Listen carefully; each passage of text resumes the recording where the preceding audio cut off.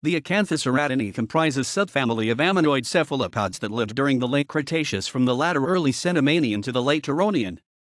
Shells are evolute, tuberculate, and ribbed, with subquadrate to squarish whorl section wherein tubercles typically dominate over ribs. Derivation is from the Mantellicertinae in the early Cenomanian. Gave rise through Neocardioceras to the Mammitinae. The following genera are included in the Acanthoceratinae according to various sources as indicated. Acanthoceras numator, 1875. Acanthoceras hyant, 1903. Chalcidites. Benuides Raymond, 1954. Calicoceras hyant, 1900. Conlinoceras Scott, 1972. Cunningtoniceras Collignaw, 1937.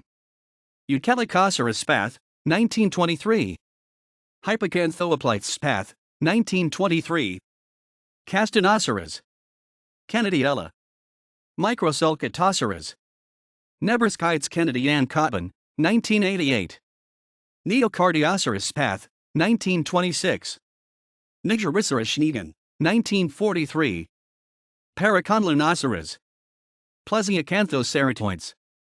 Prohoriceras. Protacanthoceras spath, 1923.